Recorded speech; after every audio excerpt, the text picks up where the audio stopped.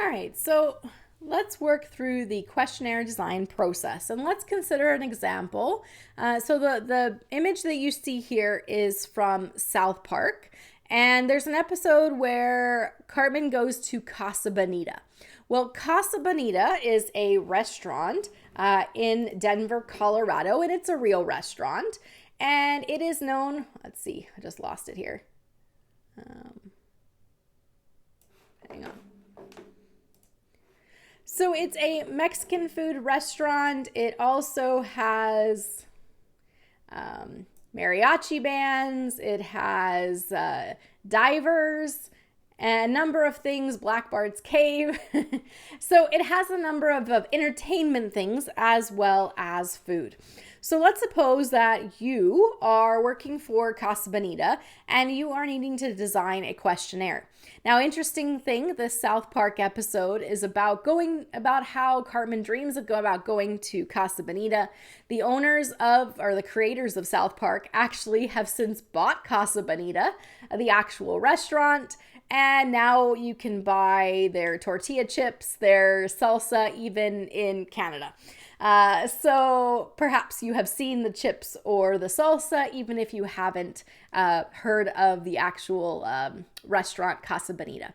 But I went there when I was a kid.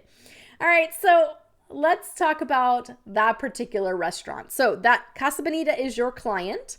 And so first we need to look at survey objectives. You have been hired to create a survey, and how will we know if the survey is successful?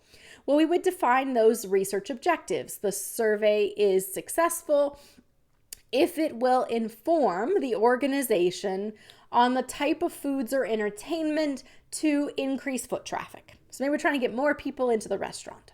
Okay. Data collection method. How will we go about getting responses? Well, let's say that we're going to have a survey, and let us survey. We could choose, right? Are you surveying people in the Denver area? So that would include people who are not the customer base. Try to find out why they're not. Or are you surveying the customers themselves to figure out what they like about the place? So you would need to make a choice in terms of who is that target population we're trying to get at. So if you're trying to find out what do people know about Casa Bonita, you might go to the greater Denver population. If you are trying to figure out what are the best things to sell and promote about the organization, you'd go to the people who keep coming back. What do they love about it? Why do they love about it? And so we would survey then people who come. So maybe at the bottom of the receipt is a link to a survey, and you can win gift cards to Casa Bonita, helping us gain information as to how to promote the particular restaurant. So next we need question formats. All right, so let's look at how that works. So we need to determine a question format. So let's talk about different formats that you might have for your set of questions. Okay. So an open-ended question is a question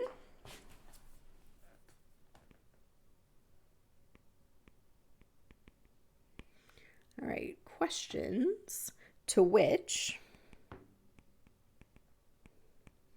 respondents reply.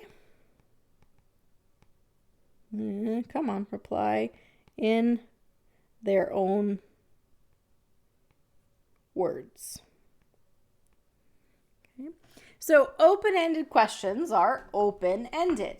The benefit is that we get a rich amount of information, because basically we just give them a box to write things in or type things in. So an example would be, what advantage, if any, do you think ordering online offers compared to buying from a local retail outlet? And then they would just write the information in. So you can get all kinds of information. And because it's quite open-ended, this really allows us to explore. And we have different people who mention different things. Now, there's limitations with open-ended questions. We don't have the ability to do that level of quantitative analysis that we with open-ended questions. They are treated more like our focus groups and our interviews, where we are looking for general themes, but we can't talk about prevalence necessarily, because things might have come to one person's mind, not to another. So you can comment on that a little bit. But in terms of it being a priority for everyone or 30%, that isn't necessarily the case. That's why we have questions that are multiple choice, pick from or rank, in order to say, well, is this how everybody feels, and extrapolate to the greater population. But open-ended questions do give you that ability to explore and get examples with the survey. The downside to an open-ended question is that if your respondents are not very articulate, we tend to kind of ignore their responses. So if it's hard to understand what someone is getting at, what they are saying, maybe it's in broken English, maybe it's not in well-written sentences, poor grammar, we tend to kind of ignore those responses. And so there is a bias towards the more articulate respondent, the one who's able to make a more persuasive argument, and is a much nicer a writer, right? We tend to go with whatever they're saying and ignore everyone else. So there is a risk there. The other challenge we have is that ability to analyze and extrapolate to the greater group.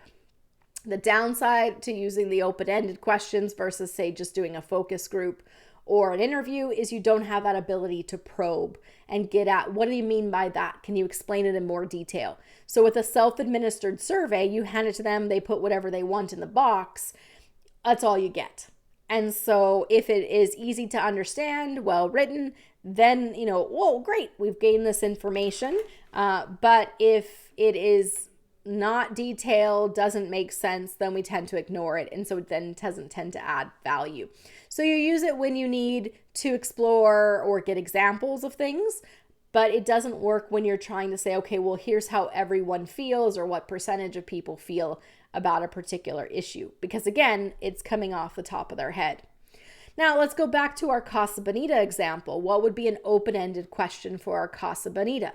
Well, we could ask for them to describe the most memorable experience you had at Casa Bonita. So if we decide that we're going to be collecting data from those who come to the restaurant, we could ask for those stories about their most memorable experiences, the highlights they remember, maybe from childhood.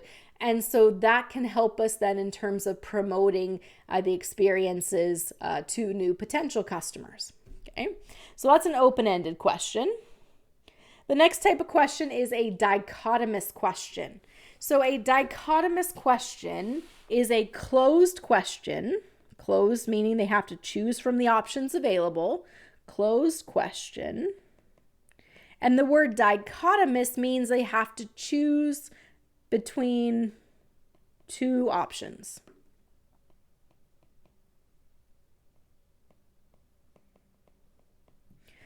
So for example, do you prefer margaritas frozen or on the rocks? Choice 1, frozen. Choice 2, on the rocks. Now, challenge with this. A dichotomous question, you want to make sure that it is something that really only has two choices. Notice the question here about, do you prefer margaritas frozen on the rocks? What assumptions is it making? Well, it's assuming that I first like margaritas and that on the rocks or frozen are the only ways to consume them. You could have a screen question that comes before this that says, do you like margaritas? Yes, no. If yes, then answer this next question. Do you prefer margaritas frozen or on the rocks? So a screen question acts like a skip that we talked about in our previous video. And remember, a skip question, as we were looking at, so let's just call back. A skip question then determine whether or not you skipped the next couple questions. A screen determines whether or not the person would have the knowledge to answer that next question. So your screen and your skip are often combined because you're screening to make sure they have that knowledge, and if they don't, they skip that section. But you can also use screen questions at the very beginning of your survey to make sure that they are informed enough to complete the survey in it at all. in which case they would skip the entire survey if they're not. So screen and skip, slightly different. Skip, of course, just meaning you skip the next couple questions. Screen, determining whether or not you have the knowledge either to answer questions in the survey, any and all questions in the survey, or a subset of them. All right, so we could put in front of this, do you drink margaritas? Yes, no. Yes, no is a dichotomous question. 2 options, yes or no. So they're easy to administer and analyze because we can say 70% prefer their margaritas frozen. It's easy and simple to analyze. We can put it into a pie chart. Sometimes we'll have a neutral response or a not applicable option. So taking it outside of those 2 to kind of 2, but then there's the I just can't answer that question option. There is a issue though with measurement error if it is something that is going to be a bit more opinion related as opposed to fact, right? Fact, yes, no. But do you prefer margaritas frozen or on the rocks? Well, what if I like them both, but I like one a bit more than the other? You're creating measurement error by forcing them to be in one camp, in the frozen camp, but not in the on the rocks camp, when really they like them both, but maybe they like one a little bit better than the other. And so if we went instead to an itemized rating scale or other types of attitude scales where it was the level of like or dislike, we would get more information about how much people like something or dislike something. So just be careful when you're using dichotomous questions. We tend to stick to fact-based questions. Yes, no. Do you use this product? Do you do this activity? Are you in this particular group? Yes, no. As opposed to ones that are attitudes. Attitudes, we want more of a scale so we can have that level of intensity. Our second question here, would you purchase gasoline priced at $1 per liter above the current price if you were guaranteed twice the kilometers per hour? This is a very complicated question. There is a lot here. Ultimately, what they're trying to get at is if you could get better mileage, would you pay more for gas? So be careful about wording and overcomplicating things. This has a number of considerations. I would purchase gas, and the gas has to be more than $1 per liter above the current price, and I'm getting twice the kilometers per hour. That's a lot of ifs and assumptions that we're putting together. It's much better to put them much more simplistically, right? So do we need this level of detail where we have an extra $1 per liter and twice the kilometers per hour? Can you simplify the question so that it's much easier just to say yes or no? The next type of response format here is a multiple choice. Oh, sorry, before we do that, let's go back to our Casa Bonita example.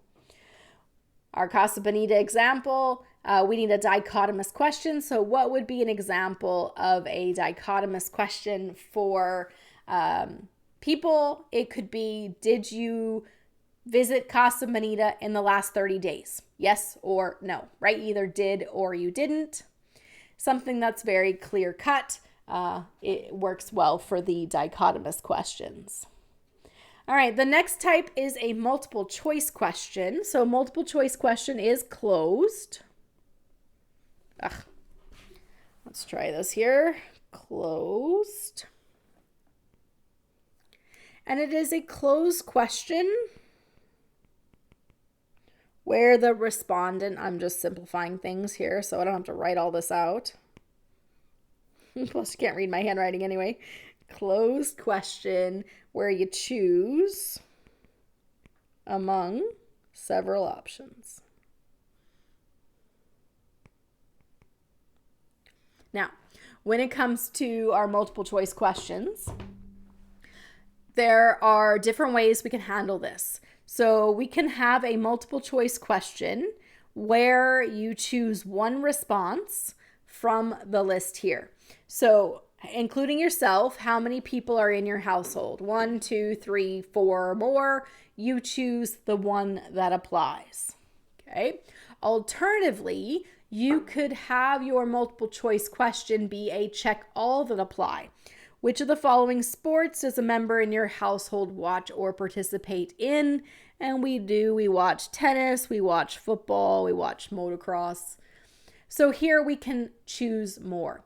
Now we'll talk about it in just a moment, but you want to be careful about double barrel questions where you're asking multiple things at the same time. So here, notice you have combined watch and participate in. Do we really want to lump those together, or do you want to know which of these people watch, and then in a separate question, which ones they participate in?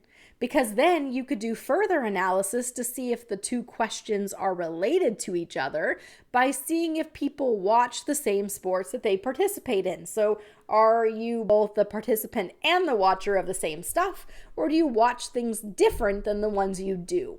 So we would really need to get at is, why do we want this information? Why do we want to know about what they watch? Why do we want to know about what they participate in? Is there value in having them separate? Because the problem with this question is we don't know which ones of these they watch, and we don't know which ones of these they do. So the question is, do we care? If we don't care if they can be together, then we could leave it as is. But we also don't want to create confusion for the one who's filling out the question. When it comes to analysis of multiple choice questions, it is much easier to analyze this type of question where there's only one option, because then you can look at what percentage of your respondents had households of 3 people. So 20% of respondents had households of 3 people.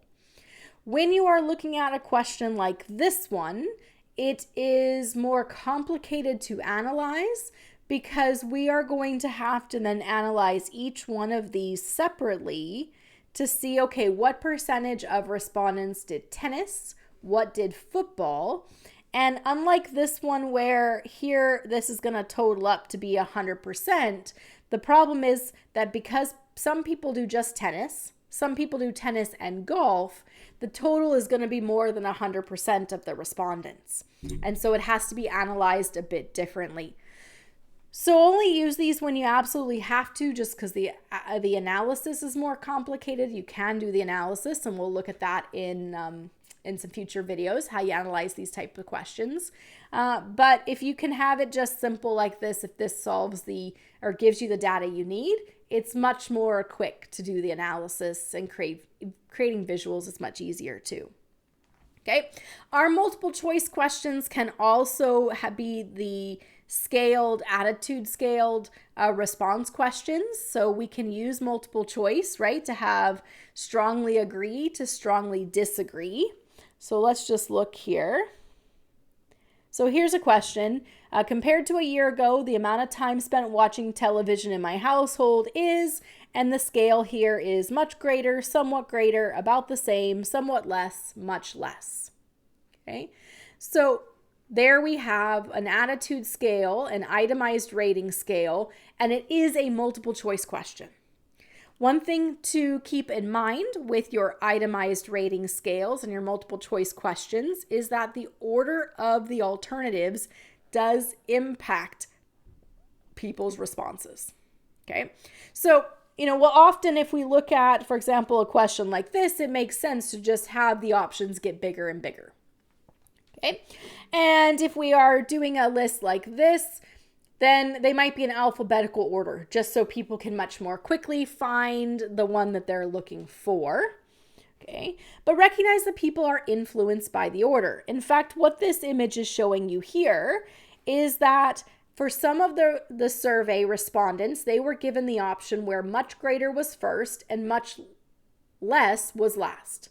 And for others, much greater was the last option and much less was the first. So notice when much less was the first option, more people responded much less than when it was the last option. And when much greater was the first choice, it was chosen more often than when much greater was the last option. So we are influenced by the order in which we put these particular responses or options. An article from the BBC showed that when it came to election ballots, when people didn't know who the the different people who were running for office. So it's a local election. You don't know who these people are.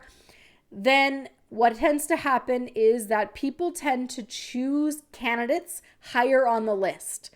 So the order of the applicant, or the order in the survey, in this case, an election ballot, the order mattered. If you were first on the list, you were more likely to be elected in campaigns where many of the candidates were unknown to the greater population. And so we see that with ballots, right? You're typically put in alphabetical order. People at the beginning of the alphabet tend to get chosen more often than people who are at the end of the alphabet. So order does matter, and that's important to consider.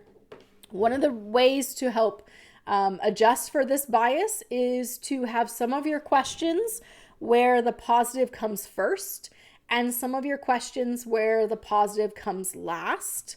When they are separate questions, so they're formatted like this, as opposed to the ones we saw when we talked about Likert scale, where it's just a bunch of phrases and the 1 through 5 or 1 through 7 are all kind of right below each other, where you're just quick answering it.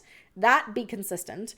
But in terms of if it's worded like here's one scaled question and then here's the next scaled question a couple questions later, you might want to mix up which one comes first. When you code it, you can still make 1 be the negative and 5 be the positive. It's a 5-point scale so that it's easy to interpret when you're doing your quick analysis. But then you're trying to overcome that position bias by having some questions one way and some questions another. All right, so we have gone through in this video the question response format. And in our next video, we are going to look at question wording. So how do we actually phrase these questions?